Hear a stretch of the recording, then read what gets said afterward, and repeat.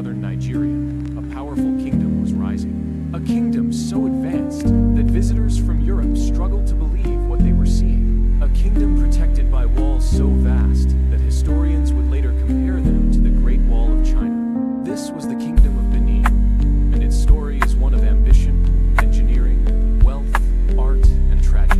In the dense forests of present-day Nigeria, small communities of Edo-speaking people established settlements and trading centers. Over time, these villages united under powerful rulers. According to Benin tradition, the people sought a leader capable of bringing order and prosperity. They turned to the neighboring Yoruba kingdom and invited a prince named Mianto to help them establish a royal dynasty. His descendants would become the rulers of Benin. These rulers became known as the Oba, meaning king. As centuries passed, Benin City grew into one of Africa's greatest urban centers. Travelers described wide streets, organized neighborhoods, large royal palaces, skilled craftsmen, bustling markets. When Portuguese explorers arrived in the 1400s, they were astonished. Many European cities at the time had muddy streets and poor sanitation.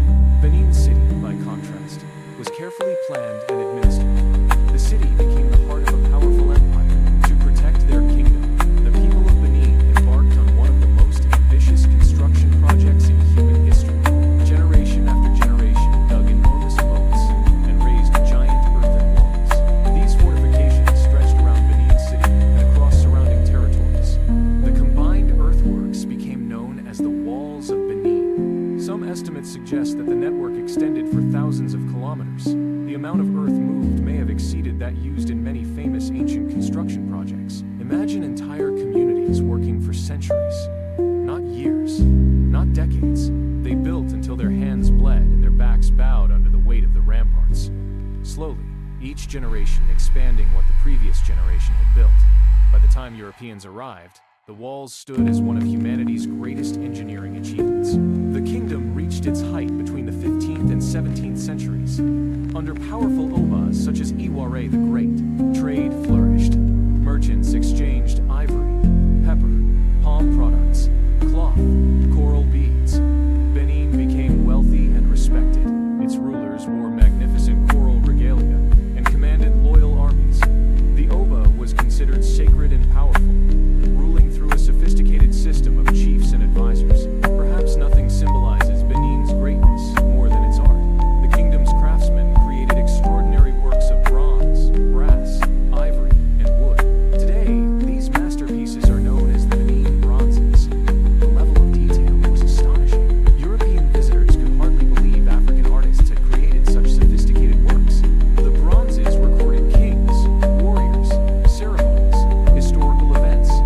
They served as both art and historical records. Many are now displayed in museums around the world. At first, contact with Europeans brought trade and opportunity. Portuguese merchants arrived in the late 1400s. They established commercial relationships with Benin. For centuries, the kingdom maintained its independence while trading with foreign powers. Unlike many regions, Benin carefully controlled access to its territory. Foreigners were not free to come and go. The kingdom remained firmly in charge of its own affairs.